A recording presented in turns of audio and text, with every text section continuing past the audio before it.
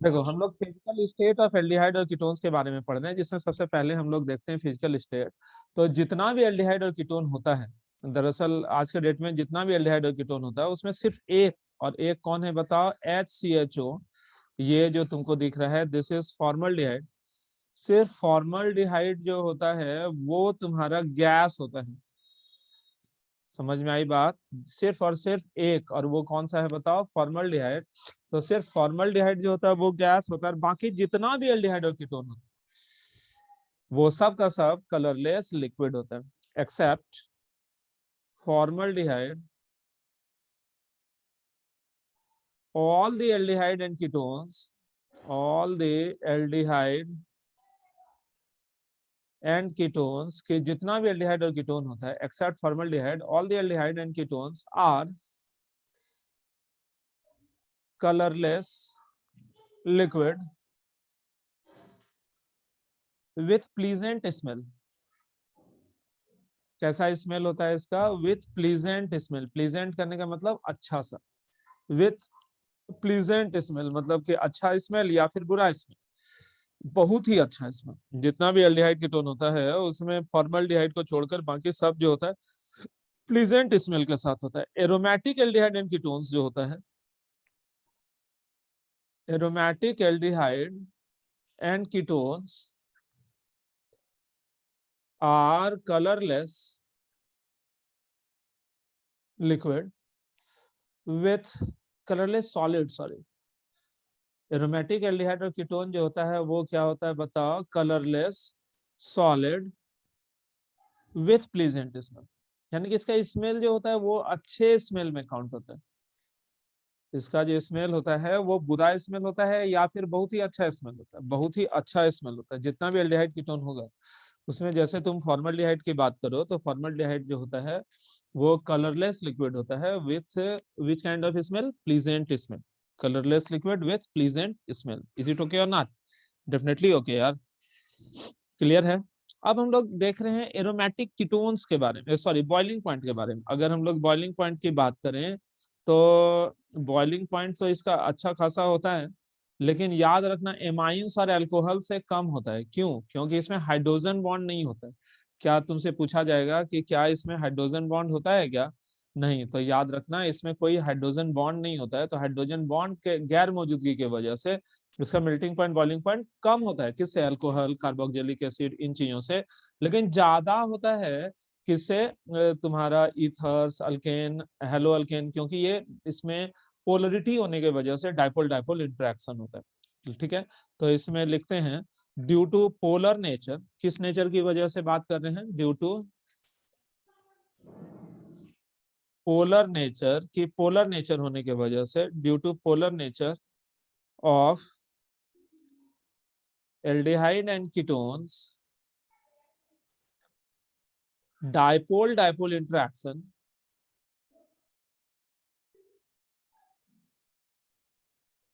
dipole dipole interaction is present,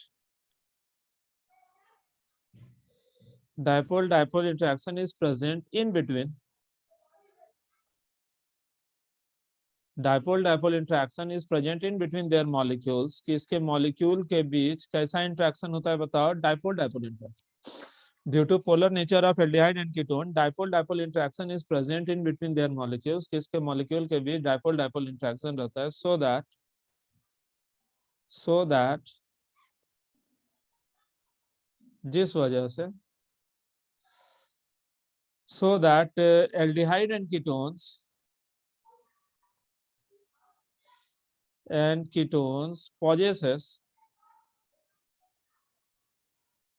possesses comparatively higher MPNBP, comparatively higher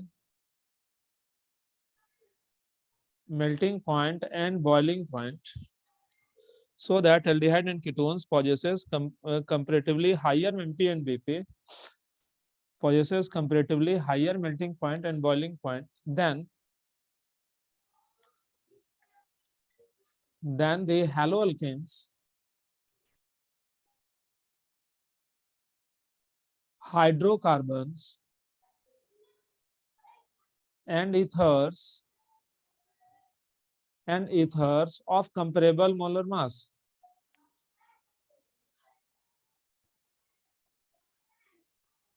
of comparable molar mass के जिसका molar mass जो है लगभग लगभग बराबर हो, मतलब पोलर नेचर के वजह से एल्डिहाइड कीटोन का डाइपोल डाइपोल इंटरेक्शन जो होता है। बस इतना ही लिखे हुए हैं, बहुत ज्यादा नहीं लिखे, इतना ही फिजिकल प्रॉपर्टी के लिए था। Physical property of aldehyde and ketone कि इसमें लिखवाएं सबसे पहले फिजिकल स्टेट की फॉर्मल्डिहाइड गैस होता है, और उसके बाद मेल्टिंग पॉइंट और बॉइलिंग पॉइंट की बात कर रहे हैं, जिसमें लिखें कि मेल्टिंग पॉइंट बॉइलिंग पॉइंट जो होता है एल्डिहाइड कीटोन का ज्यादा होता है किससे, हाइड्रोकार्बन हेलो अल्केन इथर्स वगैरह से, क्योंकि वो नॉन पोलर मॉलिक्यूल है। लेकिन बट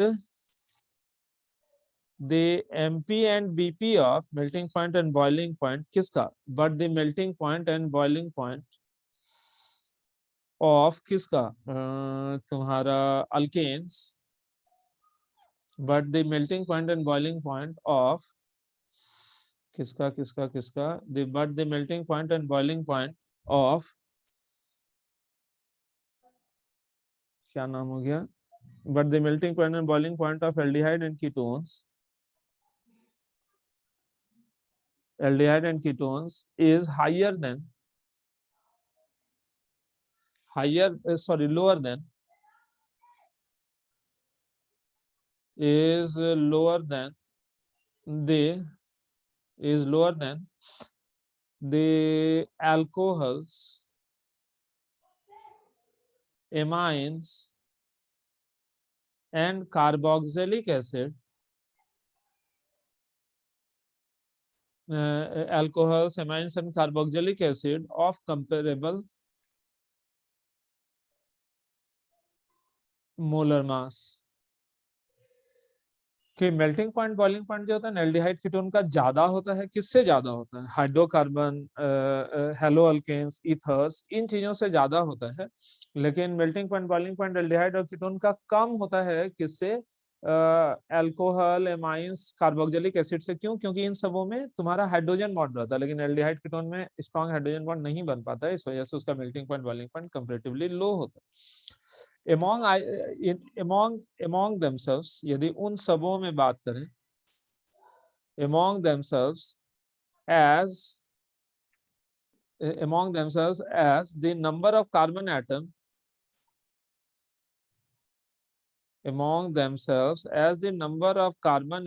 increases, कि उन सबों में जैसे तुम देखोगे कार्बन का संख्या बढ़ता है, among themselves as the number of carbon atom increases, comma the MP and BP, the melting point and boiling point of carbonyl compounds also increases, कि मेल्टिंग पॉइंट बॉइलिंग पॉइंट जो होता है कार्बोनिल कंपाउंड का वो भी बढ़ते चले जाता है। किसको बोलते हैं कार्बोनिल कंपाउंड, तो aldehyde and ketones are collectively called carbonyl compound. जैसे कि तुमसे पूछें HCHO, CH3CHO, CH3CH2CHO, इन सबों में देख रहे हो तुम कार्बन की संख्या बढ़ती जा रही है, तो melting point and boiling point जो है ये भी बढ़ता चला जाएगा या फिर घटता चला जाएगा, बढ़ता चला जाएगा। कार्बन का संख्या जैसे जैसे बढ़ेगा तो मेल्टिंग पॉइंट बॉइलिंग पॉइंट भी बढ़ते चले जाएगा। जैसे जैसे कार्बन का संख्या बढ़ेगा तो मेल्टिंग पॉइंट बॉइलिंग पॉइंट कम नहीं बल्कि ज्यादा ही होते चले जाता है। जैसे जैसे कार्बन का संख्या बढ़ेगा तो मेल्टिंग पॉइंट बॉइलिंग पॉइंट जो है वो भी ज्यादा ही होते चले जाता है। समझे बात को, कार्बन का संख्या जैसे जैसे बढ़ेगा तो मेल्टिंग पॉइंट बॉइलिंग पॉइंट भी ज्यादा होते चले जाएगा। एमोंग आइसोमेरिक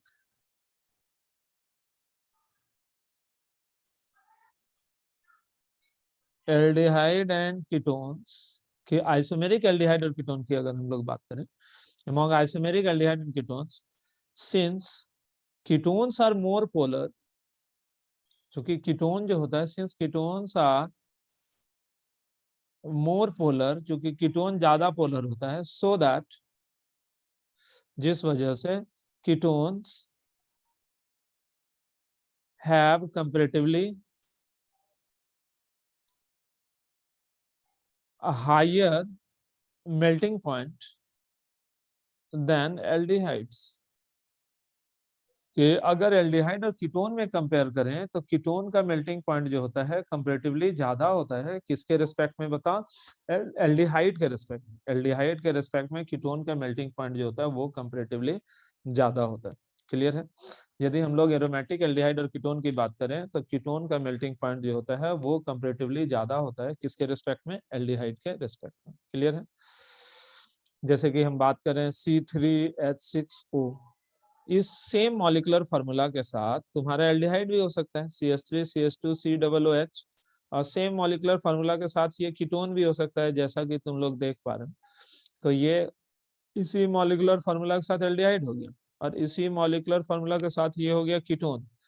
तो बताओ कि कार्बन का संख्या बढ़ा, नंबर सॉरी कार्बन का संख्या सेम है, तो कीटोन्स ज्यादा पोलर होता है एल्डिहाइड के वजह से। तो तुम बताओ डाइपोल डाइपोल इंटरेक्शन एल्डिहाइड में ज्यादा होगा या फिर कीटोन में ज्यादा होगा? डेफिनेटली डाइपोल डाइपोल इंटरेक्शन जो होगा, डाइपोल डाइपोल इंटरेक्शन ये एल्डिहाइड में ज्यादा होगा कि कीटोन में? कीटोन में। तो ज्यादा मजबूत इंटरमॉलिक्यूलर फोर्स ऑफ अट्रैक्शन, तो बॉइलिंग पॉइंट भी एल्डिहाइड का ज्यादा होगा या फिर कीटोन का ज्यादा होगा? डेफिनेटली कीटोन का ज्यादा होगा। और पोलरिटी भी इसी का ज्यादा होता है। पोलरिटी ज्यादा करने का मतलब क्या? Dipole moment. डाइपोल मोमेंट तुमसे पूछा जाएगा कि एल्डिहाइड का ज्यादा या कीटोन का ज्यादा, तो एल्डिहाइड का इससे ज्यादा कीटोन का होता है। सॉलिबिलिटी की अगर हम लोग बात करें तो 4 कार्बन तक का एल्डिहाइड कीटोन तो घुल जाता है पानी में, पोलर नेचर होने के वजह से। यहाँ पर हम लोग अगला पॉइंट जो लिख रहे हैं वो क्या लिख रहे हैं बताओ? सॉलिबिलिटी। सॉलिबिलिटी में हम लोग क्या लिख रहे हैं? सॉलिबिलिटी में हम लोग लिख रहे हैं कि 4 कार्बन तक का एल्डिहाइड और कीटोन सॉलिबिलिटी मतलब पानी में ठीक ठाक घुल जाता है। यहाँ लिख रहे हैं aldehyde and ketones, aldehyde and ketones up to 4 carbon atoms. समझे? Aldehyde and ketones up to 4 carbon atoms are easily soluble in water due to their ability to form H bond with water molecules, due to their ability to form H bond with water molecules, क्योंकि ये water molecule के साथ चूंकि hydrogen bond बना पाता है, तो hydrogen bond बना पाने के वजह से ये सब का सब पानी में बहुत ज्यादा घुलनशील होता है कि बहुत कम घुलनशील होता है? बहुत ही ज्यादा घुलनशील होता है, क्योंकि ये सब का सब पानी के साथ हाइड्रोजन बॉन्ड बना सकता है। वो तुम इस तरह से भी देख सकते हो, RCR डबल बॉन्ड O, ये है अपना प्यारा सा वाटर मॉलिक्यूल। यहाँ पर डेल प्लस और यहाँ पर जो तुमको दिखा दिस इज डेल माइनस, और ये O double bond CR R, जैसा कि तुम देखे यहाँ पर डेल माइनस और ये डेल माइनस। तो ये जो तुम्हारा बॉन्ड यहाँ दिख रहा है, this bonds are actually hydrogen bond. और एल्डिहाइड और कीटोन जो होता है ये हाइड्रोजन बॉन्ड बना पाने के वजह से पानी में अच्छा खासा घुलनशील होता है। क्लियर है कि पानी में इसके घुलनशीलता की वजह क्या है? कि ये सब का सब वाटर मॉलिक्यूल के साथ हाइड्रोजन बॉन्ड बना पाता है, और उसी हाइड्रोजन बॉन्ड बना पाने के वजह से ये पानी में अच्छा खासा घुलता है कि कम घुलता है? ये पानी में अच्छा खासा घुल जाता है। क्लियर है? लिख लो जल्दी से।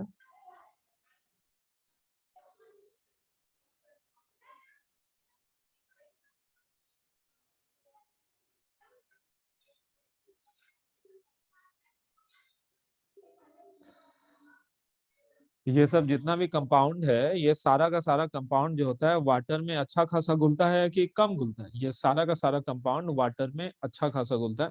और वाटर में अच्छा खासा घुलने के वजह से जो सॉलिबिलिटी वाला फैक्टर है उस चीज को तो तुम लोग समझ ही रहे हो कि ये जितना भी कंपाउंड है they all are highly soluble in water. पानी में ये सब का सब बहुत ही अच्छे तरीके से घुल जाता है। क्लियर है? तो इसी को हम लोग क्या नाम देते हैं? सॉलिबिलिटी बोल देते हैं। लेकिन जैसे जैसे कार्बन का संख्या बढ़ेगा, यहाँ पे लिखना as the number of carbon atom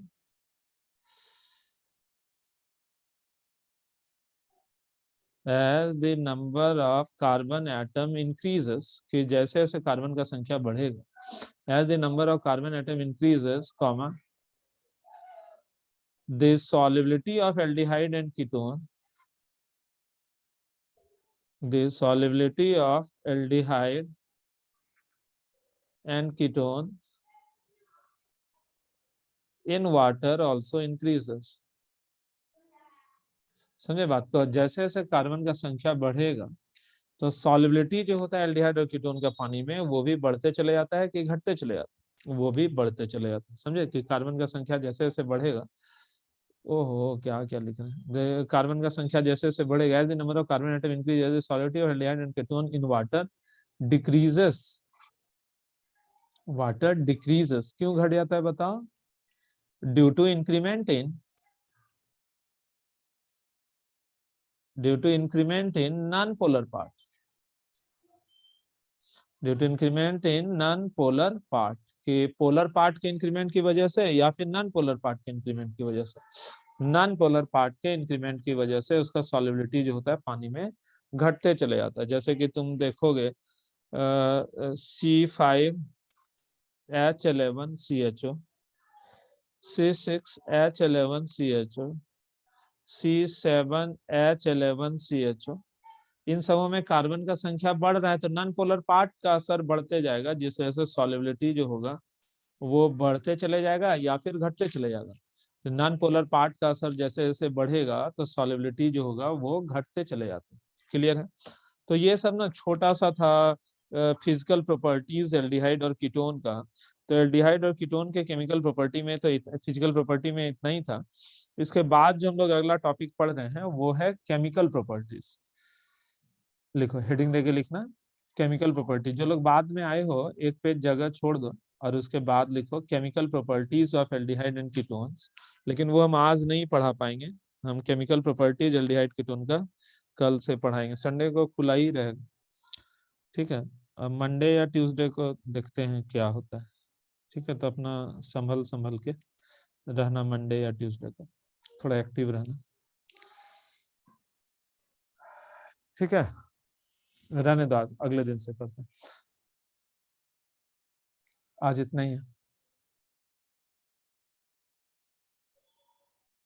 अभी दोबारा कनेक्ट नहीं होना है, मतलब क्लास ओवर है आज का, इतना ही। कल से कल पढ़ाएंगे। कल सुबह वाला टाइम समय में नहीं पढ़ा रहे हैं, कोई आ ही नहीं रहा। जा सर क्वेश्चन वाला बैच वो भी करेंगे, वही नहीं हो पा रहा है ऑनलाइन में, कोई आता नहीं है जाता नहीं, तो सोच रहे हैं अब देखते हैं मंडे उंडे से क्या कर पाते हैं। तुम लोग आ जाओगे बिना?